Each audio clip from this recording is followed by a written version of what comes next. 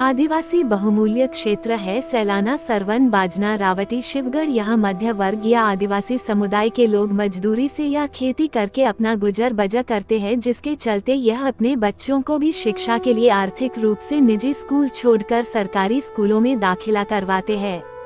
सैकड़ों बच्चे इन शासकीय स्कूलों में दूर दराज इलाकों से आते हैं और यही छात्रावास में रहकर शिक्षा प्राप्त करते हैं।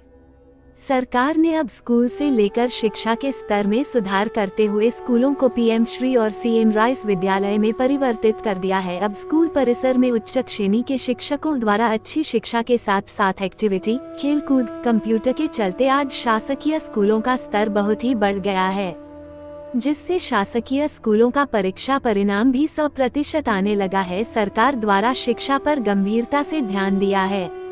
वही गणित व साइंस विषयों के शिक्षकों द्वारा छात्राओं को विशेष महत्व देते हुए एक्टिविटी के जरिए पढ़ाई करवाई जा रही है, जिसे पीएम श्री शासकीय कन्या परिसर स्कूल की छात्राओं द्वारा नाट्य रूपांतरण कर बताया भी है।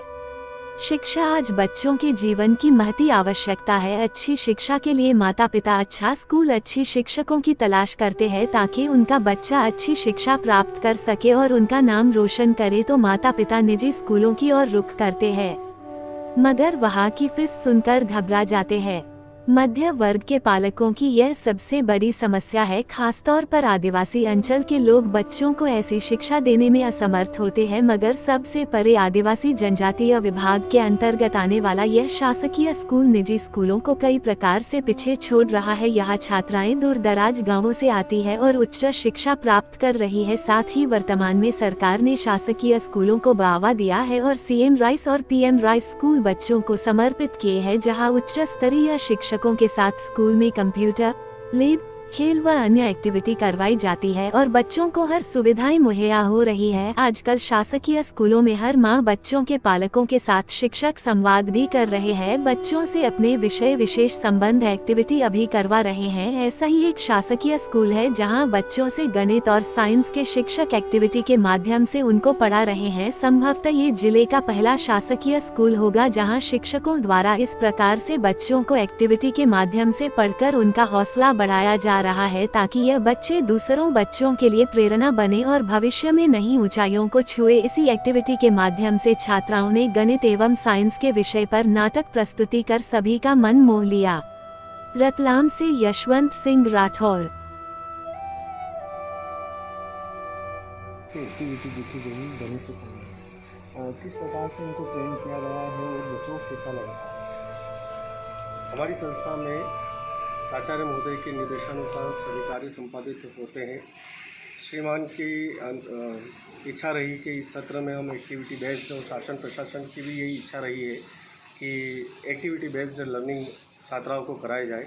इस हेतु हम लोगों ने एक कालखंड एक्टिविटी बेस्ड रखा और जिसके तहत बच्चों का बहुत अच्छा रिस्पांस रहा। जो पढ़ाई गई पठन पाठन गतिविधियां हैं उनको एक्टिविटी बेस्ड कराने का प्रयास किया गया हम लोगों के थ्रू, और जिस पर छात्राओं ने बहुत अच्छे से रिस्पांस दिया, जिसका एक प्रतीक रूप आपके सामने रखा गया, जिसमें छात्राओं की सहभागिता पूर्ण रही, जो कि हमारे प्राचार्य महोदय की एक मंशा है कि वर्ष भर इसी तरह से छात्राओं को अध्ययन कार्य कराया जाए। अनूमन देखा गया है कि ऐसी एक्टिविटी कुछ बड़े स्कूलों में या कॉलेजों में ही होती है, लेकिन एक शासकीय स्कूल में होना कहीं ना कहीं एक संदेश।